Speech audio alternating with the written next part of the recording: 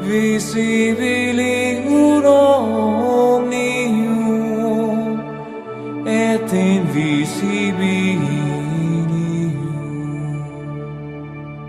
et in unum Dominum Iesum Christum. Hello guys, welcome back to Christianity Reloaded.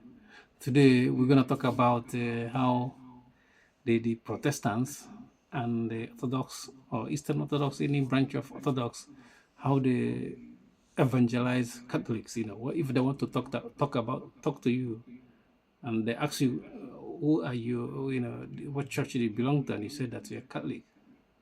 Whether the person is Orthodox or is Protestants, they have this way of talking to Catholics, and it's a negative evangelization. They will start with negative. If he's a Protestant, they will start.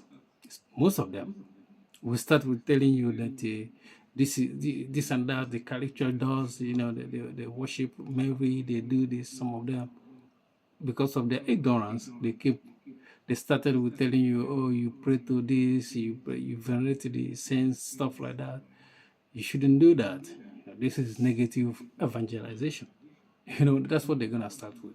But the problem with starting with this kind of evangelization is that even if the Catholic Church is false, does it make a Protestant true? It doesn't. So the idea of starting with negative evangelization is always bad. And the Catholic doesn't do this. We don't do this as a Catholic. I cannot, if I want to talk to you, I will not talk about it. I will not come with negative stuff. The same with the Orthodox, especially the Eastern Orthodox.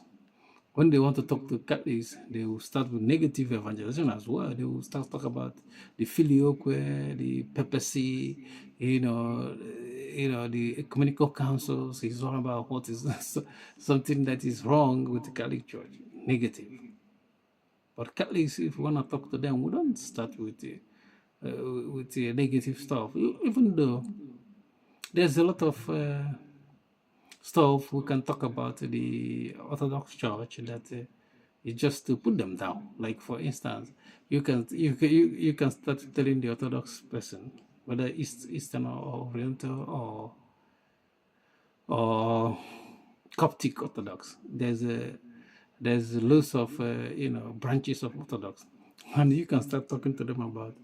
You can start with numbers if you want to put them down. If you want to put an Orthodox person down, which if you do this, I don't think you're going to find someone to respond positively, because it's negative evangelization.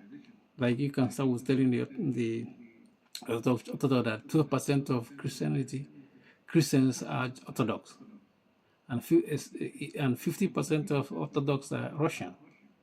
You can say, you can insinuate that the Orthodox Church are Russian religion. And when you talk to an Orthodox person with this kind of negative stuff, he's not going to respond. Because you're now trying to put them down. You're talking about their numbers. There are few Orthodox people. Nobody knows them. You can travel many parts of the world. Nobody heard about the Orthodox Church. That Cristiano Ronaldo is more popular than the Orthodox Church, more followers. And the Cristiano Ronaldo haven't even lasted for 50 years.